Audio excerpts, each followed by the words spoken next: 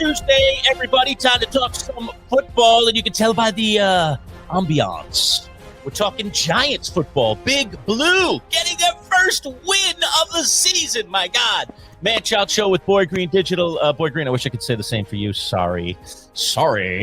Okay. But we'll talk about that later in the week. Although it could get brought up in this conversation. You never know.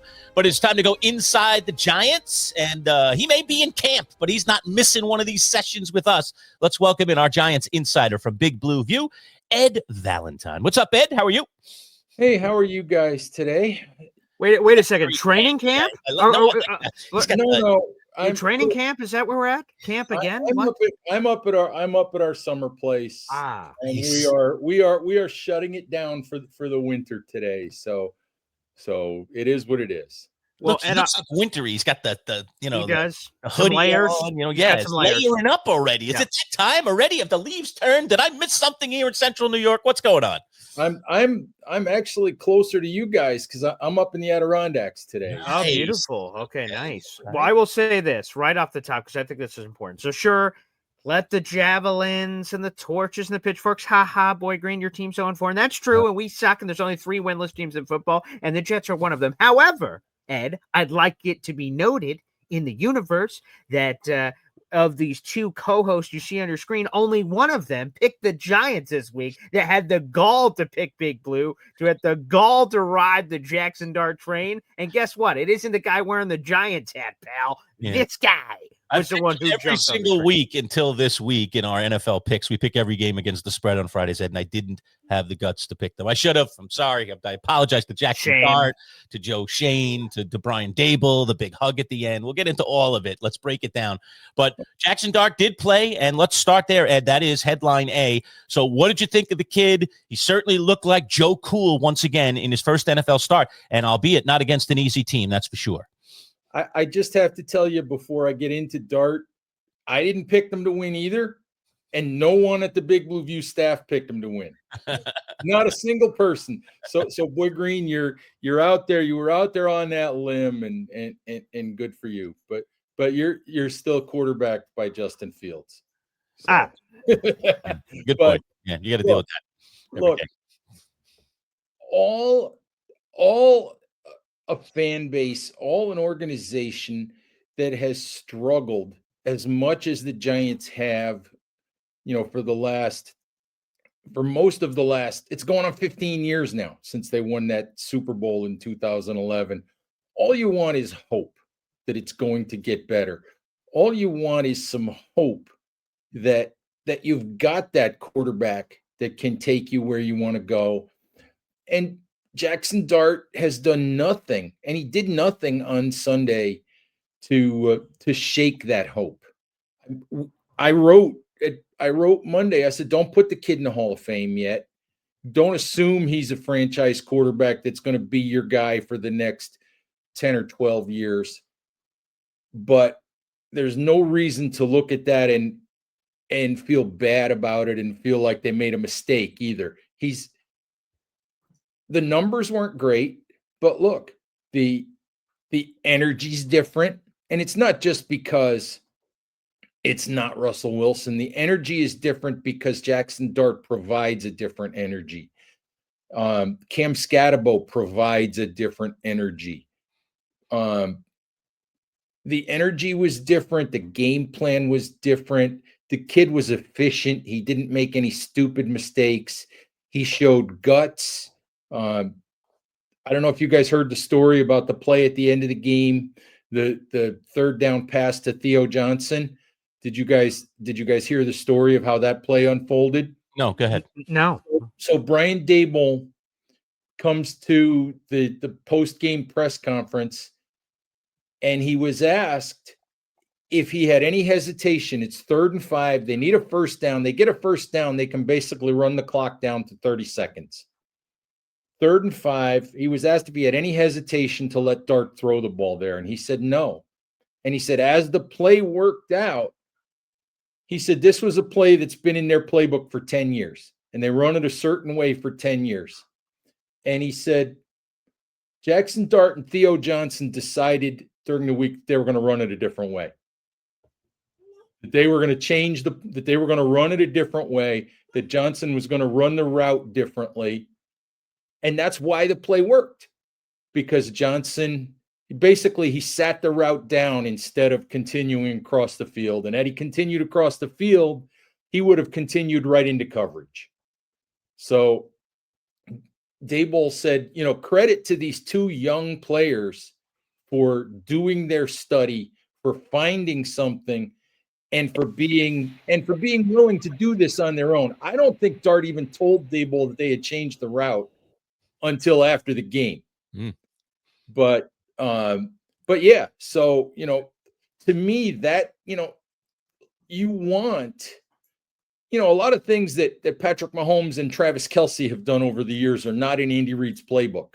Right. A lot of the things Tom Brady and Rob Gronkowski did were not in Bill Belichick's playbook. You want your players to work hard enough and be smart enough to be able to play football and figure things out on the fly. So I love that story. But yeah, there's just a lot of positives, and it feels a lot better than it did a week ago. Absolutely. Yeah. That's so true. And what's interesting is, if that play doesn't work, then Brian Daboll's probably saying the exact opposite. Dart, shouldn't have, he didn't follow the play, and then that's what got him into coverage, but when it works, it's just like, oh, geniuses, they're geniuses. I get it. And I love it, by the way. It makes me even think back to Ed, and this is something that I think players should do in the game of football. Like, think about when we played football in the street. I used to play two-hand touch with my friends in the streets in Queens. Okay. Mm-hmm. And I knew, and I played mostly receiver. Occasionally I was a quarterback. Most of the time I was running routes. And I always knew, based on who I was matched up against, oh, this is the guy that backs off. This is the guy that comes up. This is the guy that always, cuts me on the in cut, because you play with these guys all the time. You know what their tendencies are. So what I would do as a receiver is I would run the route differently depending on who was covering me. Like, oh, it's Johnny. Oh, he always lays off. I'm going to just cut it tight across the middle. I'll be wide open. We'll get the first down. And I would just do it that way. I mean, that's what football players do, even when you're playing stupid two-hand touch in the streets of Queens. So these guys are more than smart enough to make some of these decisions and to make some of these adaptations. So it's nice to see that they did, and it works out, and the Giants get an important play on the play. Absolutely. I played high school basketball, and you come down the floor, and the coach can see that you're getting ready to hoist that long jump shot, and you hear no, don't jump it. And the ball goes in the basket. I don't know how many times I had that happen in high school. It's like no, and I'm like, Coach, I can make this shot. doesn't matter if it's not a good one. I said, it's going in the basket if I let it go. Doing your best J.R. Smith, I guess, back in the days when he was with the Knicks. I don't want to be a Debbie Downer here. Again, I just gave all the positivity, and I'm the only guy apparently on this call that actually believes in the Giants and is willing to pick them. Thank you. Just tried to get kudos by going on the other side. You had no intention of ever taking But in all seriousness, the thing that made me nervous during the game was seeing Jaxson Dart and the hits he was taking, whether in the pocket or when he was going on the run. And obviously when you're a runner, which is a God-given talent of Jaxson Dart's, clearly, that he took extra hits, and he's this young feisty guy. He's trying to stiff arm Chargers defenders and truck through people and do all these kind of things. And I saw after one of the long runs down the left hash, Jaxson Dart got up like Superman, and then all of a sudden, put the hands on the old, thighs and crunched over. It's like, ooh. And you just don't love seeing that in the first game ever here in terms of a start for Jaxson Dart. So how important is that of making sure that Jaxson Dart takes care of himself? Of course, toughness and all that, I'm sure, brings him closer to his teammates, and they all love it. But also the Giants want him to be their starting quarterback for this past week and many weeks moving forward, and hopefully many years to come. How big of a concern is that, Ed? Well, no, you're 100% right. And look, Brian Daboll will say the right things to us, and he'll say he's got to slide, he's got to protect himself, he's got to do this, he's got to do that. But in his heart, Brian Daboll loves it. In his heart, I know Brian Daboll loves it. He loves the toughness, he loves the competitiveness. But look, you cannot. Even Lamar Jackson does some running. All of the Jaden Daniels does some designed run. Josh Allen does some designed run. But you can't live with that 15 times a game from your quarterback. You just can't. It's one of those deals where I think right now with Jaxson Dart, it has to be a somewhat primary part of the plan, because you're not going to ask him. It's just not going to be successful if you ask him to go throw the ball 40 times.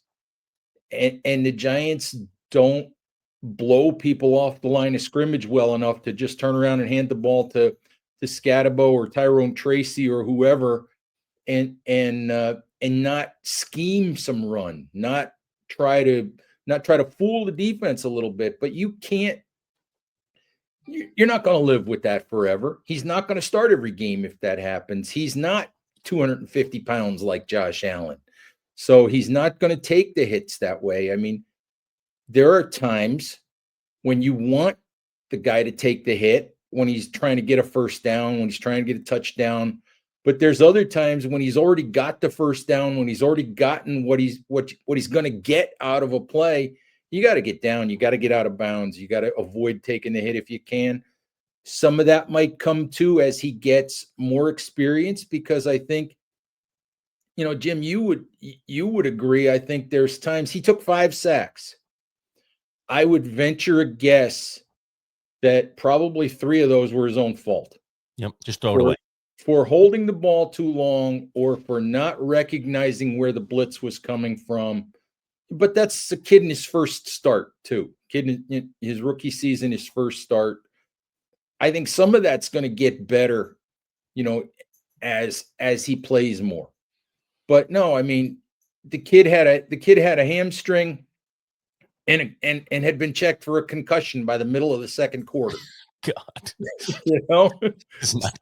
so obviously you can't live with that. Jameis Winston in good health. We might need to go to him at some point this season if this continues. I just had a thought; it just went right out of my head. All right, well let me move forward, and maybe I could circle back to it. Okay. Go ahead, Boy Green. Go ahead. Yeah. I was going to go in a different direction because there's just a lot of new. All right, let's circle into Malik Nabers next, and then I'll let you. 100%. So obviously a big blow for the Giants. Losing Malik Nabers looks like for the season, Ed. I think it's quasi-official at this point. What can you tell us about that? And then how do the Giants operate? And are there any options out there, dare I say, in the ethos in the free agent world that the Giants might chase? Or are they just going to work with the guys they have and try and figure it out? Give me your thoughts. Well, I don't know what they're going to do at this point. Brian Daboll wasn't giving us any information yesterday. He barely would confirm that Malik was out for the season in typical Daboll fashion. All he said was he's got an ACL and left it at that. But we know he's done for the year. Fingers crossed that it's just an ACL, that it's not. Tyreek Hill last night in the Monday night game came out with an injury that he basically fractured the knee and tore a whole bunch of ligaments. And that's an injury that's going to keep him out for a long, long time. But if it's just an ACL, guys with the modern technology, the modern treatments that they have, he'll be fine. But obviously it's a big blow for the Giants. Look, the first thing everybody wanted to know as soon as the injury became official and he got placed on IR is, when are the Giants signing Odell Beckham? All right, when are the Giants going to sign Odell Beckham? And Odell Beckham is a nice name, but Odell Beckham hasn't been an impact player in the NFL since about 2020. Okay, he's 32 years old. He's had a bunch of different knee and ankle and hamstring injuries, and he caught 9 balls last year for an average of 6 yards a catch. He's not an impact player anymore. So I don't know. If they think he's the best wide receiver out there, then who am I to argue? But if fans have this idea oh, we're going to sign Odell Beckham and we're going to get that 1,400-yard receiver in our lineup just off the street. that's not who that player is anymore. Yeah. He might really be a fourth wide receiver. He might be a little bit better than Jalen Hyatt. And that at this point, in the way Jalen Hyatt's playing, that's not saying a whole lot. I think the Giants. I think the Giants will give Jalen Hyatt a chance. They'll give Bo Collins, the rookie undrafted free agent, a chance. They've got a couple of useful wide receivers on their practice squad. They've got little Jordan Humphrey, who's a 6'4", 225, big sort of red zone target that they might be able to use in some situations. They've got Amir Smith-Marset, who did a lot of kickoff and punt returning for them last year on their practice squad. And I don't know how long you can get by with using Tay Banks and Wan'Dale Robinson and Devin Singletary to return kickoffs. So maybe bring up Smith-Marset and have him help you there. But other than that, there's nobody out there who's going to approximate what Malik Nabers can do. Of course. And Ed, I would say this. So, the Giants win over the weekend and they go to 1-3. And, according to the analytics, you have a dramatically better chance if you start the season 1-3 versus 0-4 when we're talking about the playoffs. Don't talk about playoffs. But that's not why I want the Giants to go get a receiver. Because, again, teams that start 1-3 have a 13.6% chance of making the playoffs. If they start 0-4, a 0.9% chance. So less likely. But, again, playoffs is not the reason why I want the Giants to go get a guy. It's, of course, the development of Jaxson Dart. And whether it's a short term, right, an Odell Beckham Jr. or something, that would obviously be a temporary thing for this season, and that would be it. Maybe there's a trade to be made because you want to maximize all of these Jaxson Dart reps.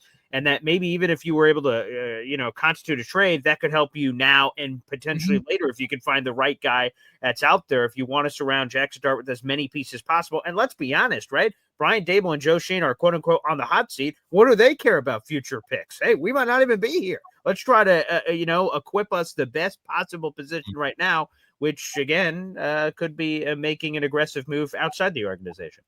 No, that absolutely makes sense because you do have, a rookie kid who's made one start now.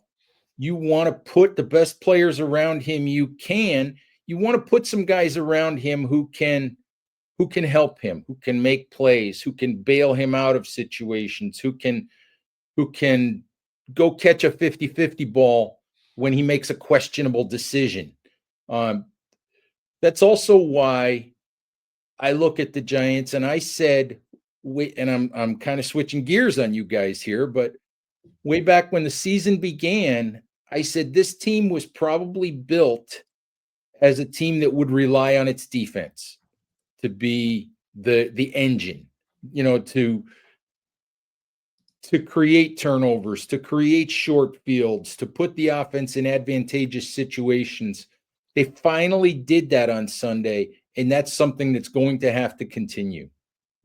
Talking with Ed Valentine, our Giants insider from Big Blue View. He's up in camp, not training camp, his own camp. But we're talking Giants and the first victory of the season. Today's broadcast is brought to you by our friends at Box Drop, Syracuse Mattress and Sofa. Let's just take 30 seconds, learn a little bit more about our friends from Box Drop. Considering that we sleep nearly 1/3 of our lives, buying the right mattress is essential. At Box Drop Syracuse Mattress and Sofa Outlet, you'll get a unique experience, one that saves you 30 to 70% off retail prices on top-of-the-line mattresses like Sapphire Sleep. At Box Drop, you'll schedule a mattress fitting appointment and get one-on-one service directly with Paul, the owner. No middleman. Family-owned, huge savings, no-pressure sales designed to save you time and money.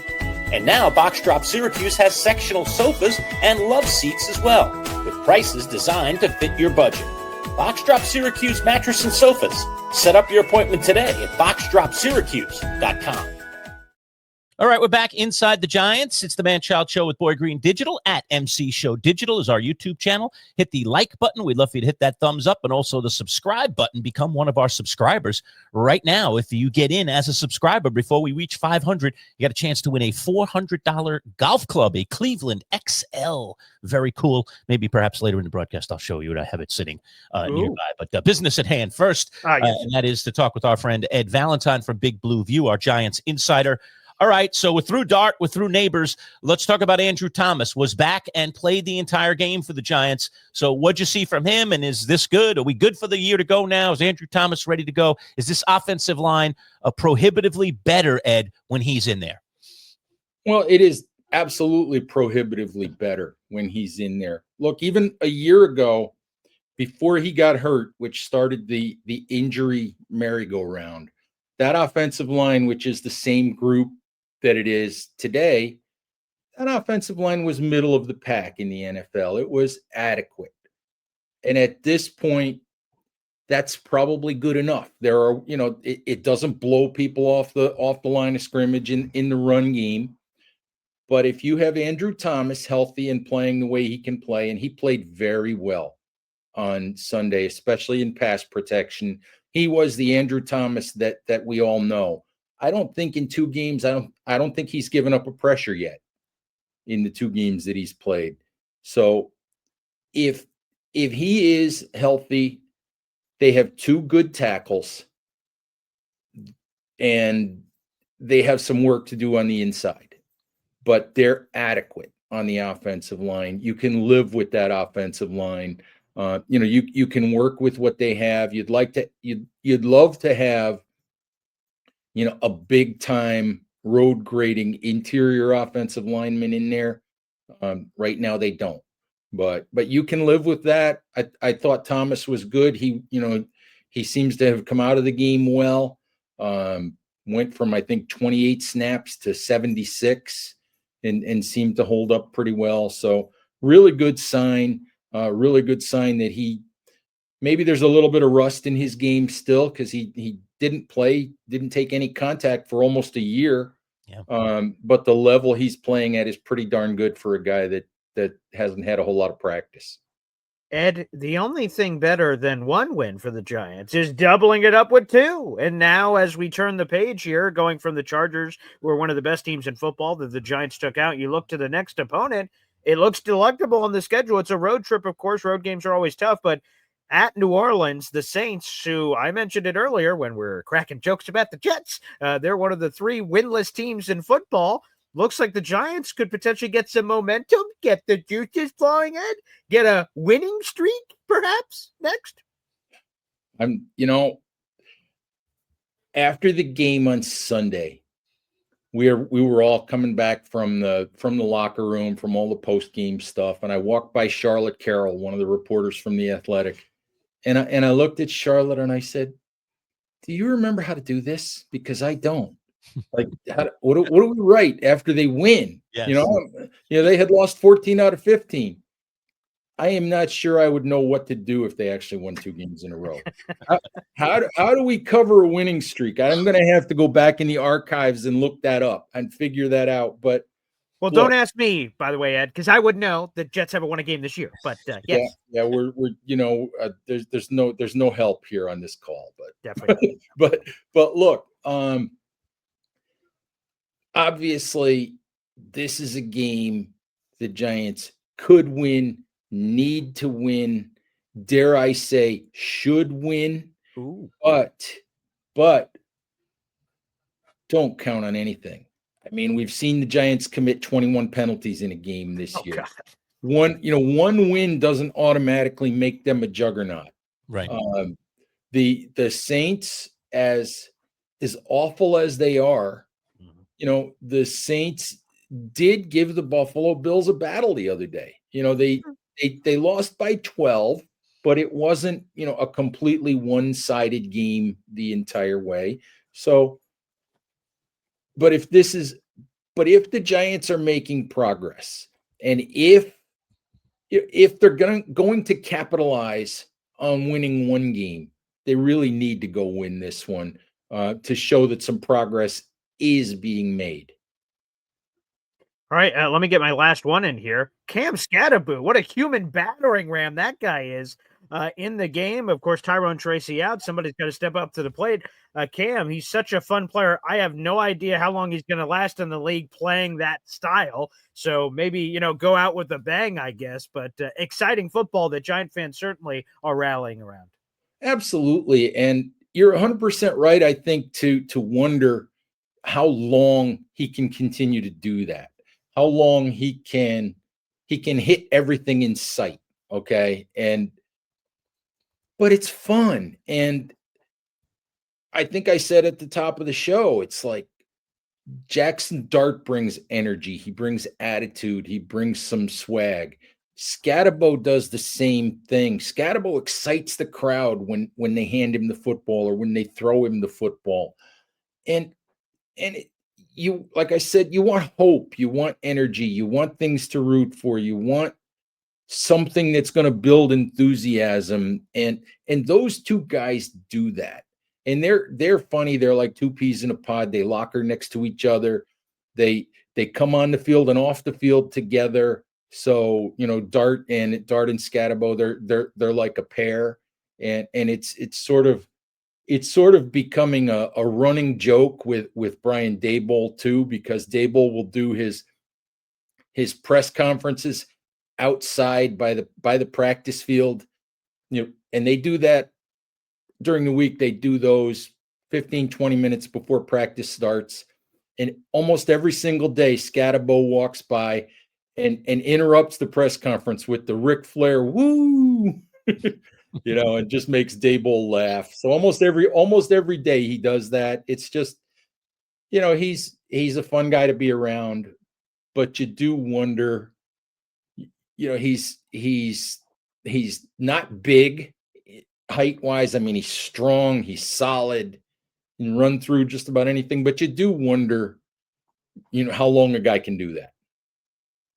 Yeah, no question about it, Ed. Let me just throw this one as a last question, and it's kind of a bigger question. Handle it however you want. Is it fair to say, and I think it is, that this duo of Shane and Daboll over the last two drafts have drafted outstanding football players for this team and are building the foundation of something good? Fair or unfair to say that? I think it's fair. Look, it's too early to be 100% certain that Jaxson Dart's going to be the guy. I mean, Daniel Jones was really, really good in his first two starts in the NFL. And then, the next 5.5 years happened. So there's no guarantee, but there's a lot of positives from the last two draft classes. Malik Nabers, although he's hurt now, Scatterbo, Dart, Abdul Carter, who is an absolute monster. How he doesn't have a sack yet, I don't know, but he certainly has had a lot of impact. The Andrew Phillips, the slot corner, is a really good player. Not every draft pick is going to hit, but those two drafts have been really good. There is a young, exciting core of football players, being developed. Darius Alexander, the 3rd round pick, defensive tackle, is a guy who hasn't really had a major impact yet, but is getting more and more playing time, and the Giants are really excited about him. So it's possible, it's taken too long because it's year 4, but it's possible that they're on the cusp of some good things finally starting to happen. Could this success, if you deem it success, or maybe more importantly, if ownership deems it success, save these two guys' jobs at the end of this season, regardless of what the record ends up being? Because we know what the schedule is. The record's not likely to be great. So with a poor record, but the idea of look at what we've got in the pipeline here, save these two guys' jobs for another season or two or whatever. It could. And the reality of it is, one of the things that I've said all along is Giants ownership. And by the way, let me digress for just a minute to wish John Merrill well in his cancer battle, that he that he publicly announced earlier this week. Fingers crossed, prayers up for Mr. Mara, and I will just say the first goofball who wants to make a derisive comment about Mr. Mara at Big Blue View in the middle of his cancer battle is going to get the ban hammer from yours truly. But prayers up for John Mara. But in terms of football, if it doesn't look terrible, if they've got the Eagles coming up twice in the next 3 weeks after the New Orleans game, and they've got Denver sandwiched in between, they could easily lose all 3 of those football games. But if they're competitive in all 3 of those games, down to the last part of the fourth quarter, I'm not sure you're really kick about that. I'm not sure you're really kick, because that's a whole lot better than last year when they were getting blown out over and over and over. If Jaxson Dart continues to develop, if it looks like something good could come out of that relationship, then it's entirely possible that if they go 5-12, that Daboll still keeps his job. All right. We shall keep our eyes on it for sure. Very, very early in the season. Ed, we got to win. I know you're not going to know what to do when there's 2-0, but I'll be reading the Ed Valentine, insertion there in Big Blue View to find out, because the curiosity of, killed the cat. All right, Ed, thanks for joining us from camp, my friend. We'll see you back in the studios next week. Thanks, guys. All right, there he is. Ed Valentine, Big Blue View.